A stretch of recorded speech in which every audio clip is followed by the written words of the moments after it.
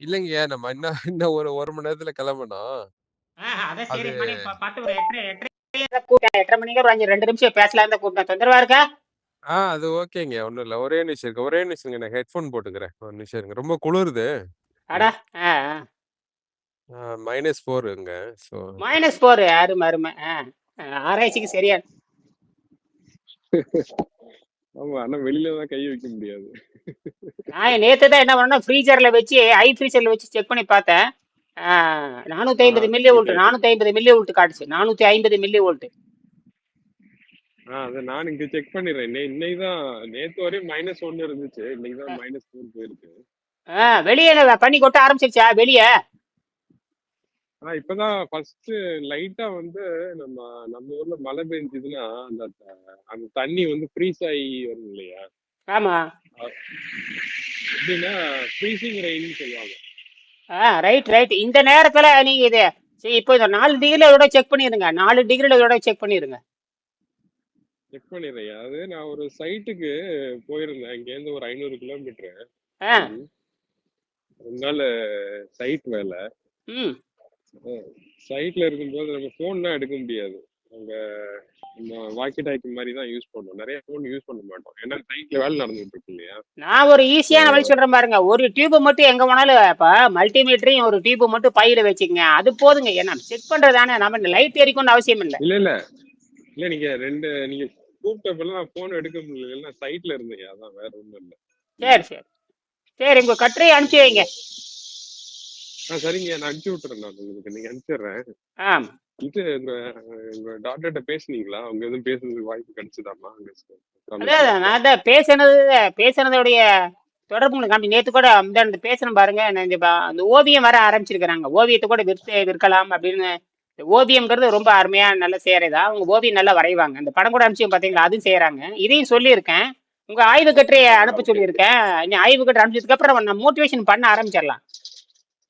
சரிங்க. நான் உங்களுக்கு அனுப்பிச்சு விட்டுறேன். நீங்க அவங்களுக்கு அனுப்பிச்சிருங்க. அது ஒரு விஷயமே இல்லை. நீங்க சம்பந்தப்பட்ட ஆளுகள், நீங்க அங்கிருந்து ஒரு காப்பி, எனக்கு ஒரு காப்பி நீங்க அனுப்பிச்சீங்கன்னா இன்னும் கொஞ்சம் மாதிரி நானும் அனுப்புறேன். நீங்க அனுப்பிச்சீங்கன்னா உங்க கருத்து இருக்கும். நான் அனுப்பிச்சிடுறேன் உங்களுக்கு. அவங்க இமெயில் ஐடி இருந்துச்சுன்னா அனுப்புங்க. இல்லைன்னா நான் உங்க இமெயில் ஐடிக்கு அனுப்பிச்சிடுறேன். நான் இமெயில் ஐடியா வேணா அனுப்புறேன். நீங்க அனுப்பிச்சிருங்க. இன்னும் அனுப்பிச்சு எப்படி எழுதியிருக்கேன் ஐயா? நம்ம வந்து நம்ம நியூட்ரான் ஜம்ப் எலக்ட்ரான்லாம் பேசுறோம்ல. ஆமா. அத வந்து நான் கொஞ்சம் மாத்தி எழுதியிருக்கேன். எப்படின்னா நம்மகிட்ட வந்து ப்ரூவ் பண்றதுக்கு வந்து நம்மகிட்ட டிவைஸ் இருக்கு. இது காமிக்கிறோம். எல்இடி வச்சு காமிக்கிறோம். இருந்தாலும் நம்மளுடைய திங்கிங் எல்லாமே அசம்ஷன் அப்படின்னு போட்டு தான் எழுதியிருக்கேன். புரியுங்களா? ஏன்னா ஃபர்ஸ்ட் நம்ம அப்படி கொடுப்போம். ஏன்னா நம்ம வந்து ரொம்ப கான்பிடென்டாவும் பேசாம அசம்ஷன் மாதிரி சொல்லி எழுதியிருக்கேன். சரி. ரைட்டா மாத்திருக்கேன். சரி. அதாவது நாங்க என்ன நினைக்கிறோம், இதுல என்ன மாதிரி வந்து 0ல இருந்து எப்படி வந்து திரும்ப ரீசார்ஜ் ஆகுங்கிறது வந்து எங்களோட அசம்ஷன் படி நியூட்ரான் ஜம்ப்ல இருந்தா வந்து இங்க சார்ஜ் ஆகி வருங்கிற மாதிரி எழுதியிருக்கேன். சரிங்களா? நேற்று ஒரு 2 மணி நேரம் டைம் படிச்சுட்டு உட்காந்து எழுதிட்டேன். நம்ம அசம்ஷன் போட்டிருக்கேன். நம்ம வந்து பரவாயில்லைங்க. அதனால என்ன, ஒரு தியரி அசம்ஷன் தான். ஹைபோதிசிஸ். சரி, ஹைபோதிசிஸ் தான். நீங்க சொல்றது சரிதான். நம்ம ஹைபோதிசிஸ் அதாவது அசம்ஷனே போட்டு கொடுப்போம். ஏன்னா ஃபர்ஸ்ட் அவங்க படிக்கட்டும். சரி. ரெண்டாவது வந்து நான் உங்க டாக்டர்கிட்டையும் சொல்றேன். அவங்களும் வந்து பிசிக்ஸ் ஸ்டூடெண்ட் யாராவது மாட்டினாங்கன்னா அவங்க ஏன்னா நம்மளுக்கு நல்ல ஆளா மாட்டணும். நல்லா ஆராய்ச்சி பண்ற அளவுக்கு ஆளா மாட்டணும். அதுதான் வந்து விஷயம். அதேதான் சொல்லியிருக்கேன். நான் என்ன சொல்லியிருக்கேன்னா, நீ வந்து இது மட்டும் நம்பாதே, நீ பிசிக்ஸ் டிபார்ட்மெண்ட் கெமிஸ்ட்ரி டிபார்ட்மெண்ட் அங்க போய் பேப்பர் கொடுத்து பழகுன்னு சொல்லியிருக்கேன். வாரத்துக்கு ஒரு பேப்பர் கொடுக்கலாங்க. வாரத்துக்கு 2 பக்கம் எழுதி கொடுக்க வேண்டியதான். அவன் வந்தாவே என்னமோ கூட்டு வரான்னு அவன் சொல்லணும். அல்ல, ஜஸ்ட் நம்மளுக்கு ஒரு கான்வர்சேஷனுக்கு ஒரு ஆள் கிடைக்கும் ஐயா. கொடுக்கறத விட நீங்க எப்படி எனக்கு போன் பண்றீங்க, நான் உங்களுக்கு போன் பண்ணி பேசுறேன்ல. ஆமா. அதாவது தப்போ ரைட்டோ நம்ம வந்து டிஸ்கஸ் பண்றோம் இல்லையா? ஆமா. அந்த மாதிரி ஆளு வேணும். ஆமா. அப்பதான் கொண்டு போக முடியும். ஆமா. தேடுனா தான் கிடைக்குங்க. தேடவே கிடைக்காது. பேரே கிடைக்காது. இப்ப நான் நான் நேத்து இன்னொரு சொன்னேன். இடத்துக்கு நான் 2 போயிருந்தேன். கருத்து சொல்லியிருந்தேன். நான் 2 கருத்து சொன்னேன். ஒண்ணு, நீர் மருத்துவத்தை அங்க அறிமுகப்படுத்து. அதாவது அஸ்ட்ரோ மெடிக்கல்னு கொண்டு வா, ம், குவாண்டம் மெடிக்கல்னு கொண்டு வா, கொண்டு வந்து யூடியூப்ல ம், பேசு. என்னது? யூடியூப்ல பேசு. ம், ம். ஆ, ஓகே ஓகே. ஆமா. அதாவது நீங்க எஸ்கேப்பிங் ஃப்ரம் அலர்ஜின்னு பேசு. இந்த மாதிரி ஏதோ ஒரு தலைப்புல எப்படி வெளிநாட்டுல இருக்கிற மக்கள் வந்து அலர்ஜில இருந்து எப்படி தப்பிக்கணும்னு சொல்லிட்டு இந்த வாட்டர் டேட் கொண்டு வா. இந்த காப்பி வந்து இல்ல நகல் எடுக்க ஏதோ ஒரு சொல்லியிருக்கேன். இந்த புத்தகத்தை அப்படியே அங்க வந்து எல்லா வசதி இருக்குது யூனிவர்சிட்டியில. இந்த புத்தகத்தை அப்படியே காப்பி நகல் இங்கிலீஷ்ல நகல் எடுக்க சொன்னேன். ஏற்கனவே நகல் எடுத்து வச்சிருக்கேன். அதை அப்படியே டவுன்லோட் பண்ணி முக்கியமான ஆளுகளுக்கு பிரிண்டா கையில் ஜெராக்ஸ் பிரிண்டா அல்லது கம்ப்யூட்டர் பிரிண்ட் மாதிரி கையில கொடுக்க சொல்லியிருக்கேன். எல்லாம் யூனிவர்சிட்டி செலவுல ம். எல்லாமே அங்க வசதி இருக்குதுங்க, பண்ணிக்க வேண்டியதானே. ஆமா ஆமா ஆமா ஆமா. அது என்ன கரெக்ட். பிரிண்ட், ஜெராக்ஸ் பிரிண்ட் இருக்குது, எடுத்து எடுத்து கையில கொடுக்க வேண்டியதானே. அரசாங்க செலவு தானே. நம்ம என்னங்க, நம்ம 32 லட்சம் ரூபாய் கட்டியிருக்கோம், 1/4 கோடிக்கு மேல கட்டியிருக்கிறோம். விளையாட்டுகளா 32 லட்சம். ஆனா ஸ்வீடன்ல சேர்ந்திருந்தா 5 லட்சம் கம்மியா, கணக்கு போட்டு பார்த்தா 5 லட்சம் கம்மியாகுது. அடுத்து சரி, நம்ம பிஹெச்டி வந்து இங்க இங்க பார்க்கலாம் பார்க்கலாம். பார்க்கலாம், அது பண்ணிக்கலாங்க. நாம அதுக்குள்ள என்ன பண்ணோம்னா, நமக்கு 2 வருஷம் டைம் இருக்குல்ல. ஆமா ஆமா ஆமா. அதுக்குள்ள நாம வந்து ஒரு 10 தடவையாவது சந்திச்சு, நீ சரி சந்திச்சு ஏதோ ஒண்ணு பண்ணிடலாங்க. நாம அந்த இன்னும் அந்த இப்ப பாருங்க, இப்ப ஓவியம் வர ஆரம்பிச்சிருக்காங்க. ஓவியம் ஆன்லைன்ல விற்கலான்னு பண்ணிருக்காங்க. ஓவியம் பிஇ ரைட்டு. Okay okay. அதான் ஒரு படம் போட்டிருந்தீங்களா? 3 ஓகே படம் ஓகே. போட்டுருக்காங்க. ரைட் அவங்க ரைட். வர அங்க இங்கிலாந்துல வரைஞ்சது தான். இது வந்து ஆன்லைன்ல விற்கலான் இருக்காங்க. வித்துரு ஒரு எப்படி ஒரு படம் $100 $150 போகும் ஈக்கோ டாலருக்கு. அப்புறம் ஒரு 10 படம் பிடிச்சிருச்சுன்னா அப்புறம் அது அப்படியே போயிட்டே இருங்க. உனக்கு எப்படியும் $700 வேணுங்க மினிமம். ஆமா ஆமா ஆமா. அந்த 700 ரெண்ட் யூகே கீஸ் டாலர், எல்லாம் கொடுத்து 700 யூகே டாலர். கரெக்ட். அதுக்கு கொண்டு வந்துடலாம்ல. அதுபோக 2 மணி நேரம் வேலை செய்யலாம்னு சொல்லியிருக்காங்க. அது பேச ஓவியம் வரைஞ்சிட்டு போ. ரயில்வேல கூட வேலை இருக்குது. நாங்க ரயில்வேல கூட மெட்ரோ இல்லையா? ஓகே. ஏதோ 2 மணி நேரம் அது ஒரு நாளைக்கு எத்தனை 20 மணி நேரமா சொல்றாங்களே. நீ வாரத்துல 2 நாள், இவங்க 5 நாள் கிளாஸ், 2 நாள் அப்படி பண்ணலாம். ஆனா அது பேச ஓவியம் வரையலாம். அதுக்கு இந்த 2 இது கூட நீர் மருத்துவத்தை கொண்டு வான்னு சொல்லியிருக்கிறேன். நாம கொண்டு வருவோம். சரி, நீங்க சொல்லுங்க. நீ என்னமோ சொன்னீங்களா, அதை சொல்லுங்க, முடிச்சுக்கலாம். எங்களுக்கு கிளம்பணும். இல்லைங்க, அதான் நான் அசம்ஷன் தான் எழுதியிருக்கீங்க. அதே மாதிரி வந்து இந்த ஒரு அசம்ஷன் வந்து எப்படி வந்து ஆம்பியர் இன்க்ரீஸ் பண்ண முடியுங்கிறத வந்து நம்ம அந்த நீங்க சொன்ன ஹை லெவல்ல நீங்க சொல்லிருப்பீங்கல்ல, ஆக்சைடு பேஸ் மெட்டல் ஆக்சைடு. ஆமா, மெட்டல் ஆக்சைடு. ஆமா. அது வந்து இப்ப இது பண்ணும்போது இன்னும் பாசிபிலிட்டி ஜாஸ்தி இருக்கு மாதிரி அசம்ஷனா எழுதி முடிச்சிருக்கு. அதாவது சரி. 20 பேஜ் இருந்துச்சு, ஆ, அத வந்து சுருக்கி ஒரு 10 பேஜ் கொண்டு வந்திருக்கேன். சரி. 20 பேஜையும் ஏன்னா நான் எல்லாத்தையும் அசம்ஷனா தான் மாத்திருக்கேன். அப்படிதான் கொண்டு வந்திருக்கேன். எப்படியோ சிறந்த ஒரு கட்டுரையாளரா மாறிட்டீங்க. 20 பக்கம் ஏத்தி. அப்ப எந்த அளவுக்கு சரக்கு உள்வாங்கி இருக்கீங்க இல்லையா? உங்க சரக்கு உள்வாங்கி இருக்கீங்க இல்லையா? ஏன்னா இது ஒரு டெய்லி ஒண்ணு கத்து கொடுத்துட்டு இருக்கீங்க. இது வந்து நேத்து எழுதுறது நீங்க தப்பா தெரியுது. ஆமா ஆமா ஆமா. அது நானும் பாத்துக்கிட்டே பாருங்க. கடைசி எங்க வந்து நிக்கிறது தெரியுங்களா? D1 D2 D3 வரை கொண்டு நிறுத்திருங்க. அதாவது இப்ப நமக்கு வந்து நியூட்ரான் உள்ள இருக்குன்னு கண்டுபிடிச்சாச்சு. நியூட்ரான் வந்து ஹைட்ரஜன்ல நியூட்ரான் கிடையாது. ஆனால் ஹைட்ரஜன் ஐசோடோப்புக்கு நியூட்ரான் இருக்குதுங்க. புரியுதா உங்களுக்கு? ஹைட்ரஜனுக்கு உண்மையான நீருக்கு நீர், உண்மையான ஹைட்ரஜனுக்கு வேற, ஹைட்ரஜனுக்கு பிறந்த குட்டி 2 இருக்குது. அதுக்கு பேரு D2பாங்க. D2 D3. அதுக்கு வந்து ஒரு நியூட்ரானும் அதுல 2 நியூட்ரானும் இருக்கு. இது வந்து சப்போர்ட் பண்ணுது. ஏன்னா இல்ல இப்ப இன்னொரு ஆஸ்பெக்ட் இல்லையா, நம்ம வந்து நம்ம பூமிக்குள்ள இருக்கோம். ஆனா இப்போ ஒரு அட்லஸ் ஒண்ணு வந்துகிட்டு இருக்குன்னு சொல்றாங்க. நம்மளுடைய சூரிய குடும்பத்து லைன்ல உள்ள வருதுன்னு சொல்றாங்க. சரி, ஒரு ஏதோ விண்கல் வந்துட்டு இருக்கு. சரி, இருக்கட்டும். அதுல ஃபுல்லா இருக்கிறது பார்த்தீங்கன்னா நிக்கல் அண்ட் கார்பன் தான் இருக்குன்னு சொல்றாங்க. நிக்கலா? சரி. இப்ப பாத்தீங்கன்னா எல்லாமே ஆக்சைடு பேஸ் தான். சரி. ஆமா. இல்ல நான் என்னோட அண்டர்ஸ்டாண்டிங் இந்த யூனிவர்ஸே வந்து ஆக்சைடு பேஸ் டிஃப்ரெண்ட் வேரியேஷன்ல இருக்கனால அதுக்கு அந்த ஒவ்வொரு நிலைக்கு தகுந்த மாதிரி வந்து வேற மாதிரி இருக்குன்னு நினைக்கிறேன். Metal oxide. Right right. Oxide, metal oxide. Metal ஆக்சைடுன்னு வந்துட்டாவே, மெட்டல் ஆக்சைடு இன்னொன்னு பாத்தீங்கன்னா, மெட்டல் ஆக்சைடு வந்துட்டாவே அது இயற்கையாக 3 காந்த பண்புல ஏதோ ஒண்ணு வந்துடுது. 3 காந்த பண்பு அட்டாமிக் ரேட் இருக்கு. அட்டாமிக்கலி ஆமா ரைட். அட்டாமிக் நானோ பார்ட்டிகல் மாதிரி இருக்கும். ஆக்சைடு வந்துட்டாவே நானோ பார்ட்டிகல் மாதிரி இருக்கும்.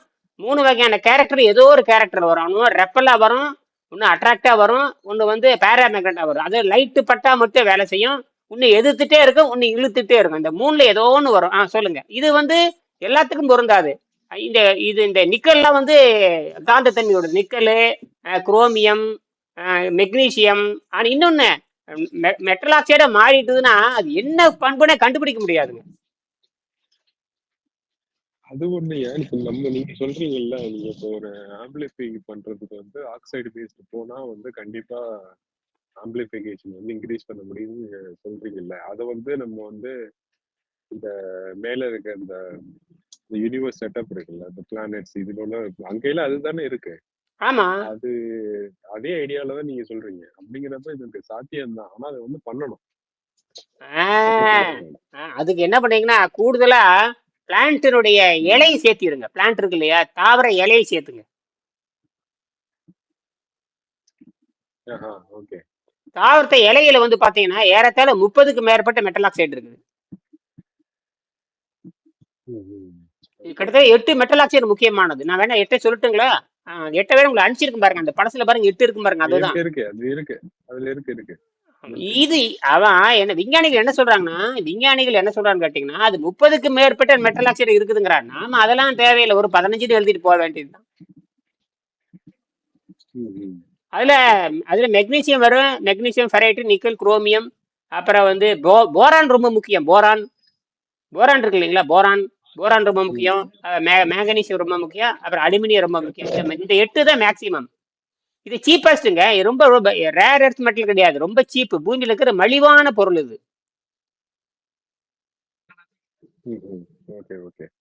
இது வந்து நீங்க சொல்ற மாதிரி இருக்குது. நீங்க ஸ்பேஸ்லயும் நீங்க சொல்ற மாதிரி அந்த அஸ்டீராய்டு ராக்ல நீங்க சொல்ற மாதிரி இருக்குது. இது இருக்கும். இல்ல எல்லாமே இருக்காது. நமக்கு பூமிக்கு கீழே போனாலும் ஆக்சைடு ஃபார்ம் இருக்கு இல்ல.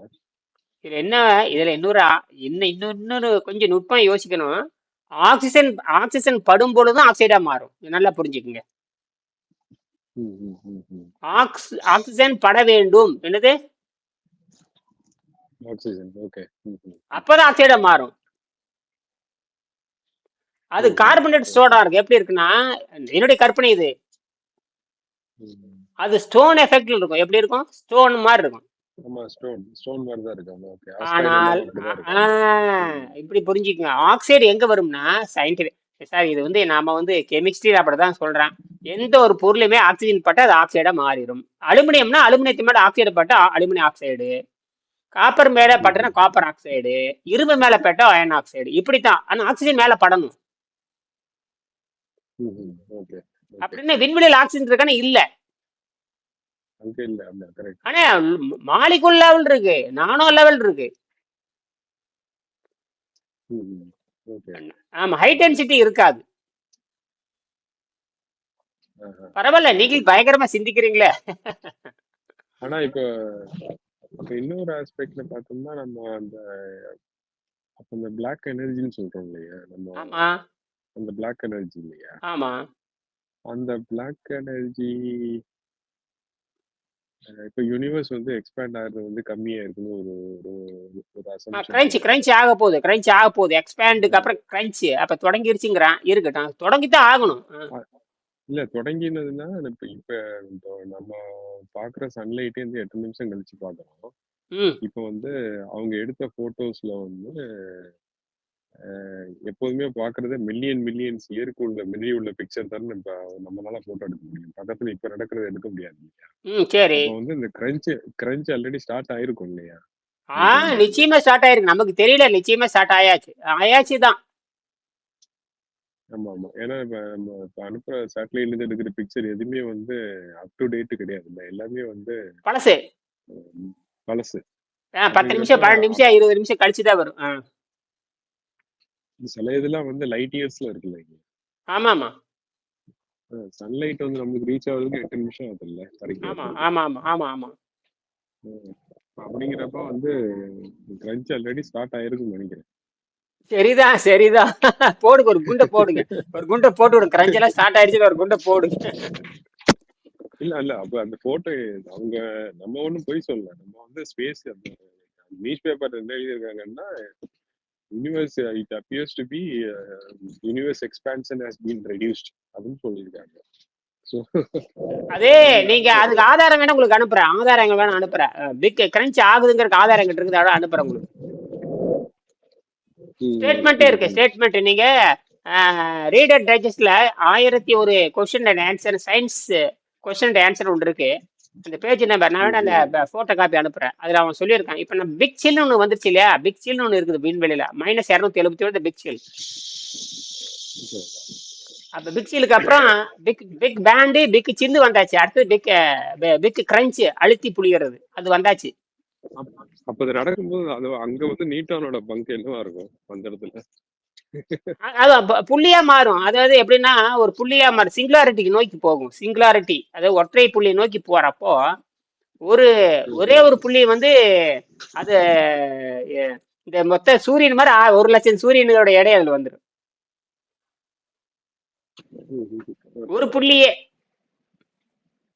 அப்போ வந்து அட்டாமிக் லெவல்ல கிரன்ச் ஆகி சின்னதாயிரும், அவ்வளவுதான். அதுதான் இந்த கிரன்ச்சுங்கிறது அழித்து புளிகிறதுன்னு அர்த்தம். இதை ஏற்கனவே எழுதிட்டானுங்க. ஏன்னா எப்படி ஆகும்னா ஒண்ணு இல்ல, விரிஞ்சுதுன்னா சுருங்கும். இது இயற்கையா நடந்துட்டே தான் இருக்கும். அது எப்ப நடக்கு என்ன நடக்கு நமக்கு அந்த விரியறப்ப நம்ம உண்டானதுதான். இந்த விரியறப்ப உண்டாகும் போது நம்ம கோள்கள் பூமியெல்லாம் தெரிஞ்சுட்டு நாம என்ன நினைக்கிறோம், 24 மணி நேரம், அப்புறம் 30 நாள், 360 இப்படி கணக்கு போட்டுட்டு இருக்கிறேன். அதெல்லாம் இயற்கையில ஒண்ணு தூசு ஊதிட்டு போயிடும். ஆனா எப்ப சுருங்குன்னு தெரியாது. ஆனா 2 கண்டுபிடிச்சிட்டாங்க. பிக் பேங் ஆகுதுன்னு கண்டுபிடிச்சிட்டாங்க. பிக் சீல் அதை -273 தான் பிக் சீலுங்க. அதுல கூட ஆட்டம் வேலை செய்யும்ட்டான். அதைத்தான் நாமளும் பண்றோம். நம்ம வந்து 10 ரூபாய் செலவு பண்றோம், அவன் 1 கோடி ரூபாய் செலவு பண்றான். அவனுக்கு புரிய வைக்கிற கஷ்டங்க. நம்ம 10 ரூபாய் செலவுல நம்ம பேப்பர் ஜெயிச்சே தீரும். நம்ம பேப்பர் தான் இரு ஃபைனல். நம்மளது வந்து சீப், யார் வேணா செக் பண்ணலாமே.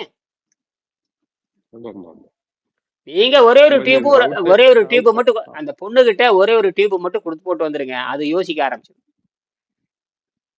நம்ம அவுட் சைட் டெம்பரேச்சர்ல எடுத்துற -4 இருக்குல்லங்க, அதையும் செக் பண்ணிடுறேன் வெளியில வச்சு. சரி, ரொம்ப உங்களுக்கு நேரமாச்சுன்னு நினைக்கிறேன். ஆமா, நீங்க எனக்கு இப்ப அனுப்புங்க, நான் இப்பவே அனுப்புங்க, நான் பாத்துறேன். சரிங்க, ஓகே. நன்றி. நைட்.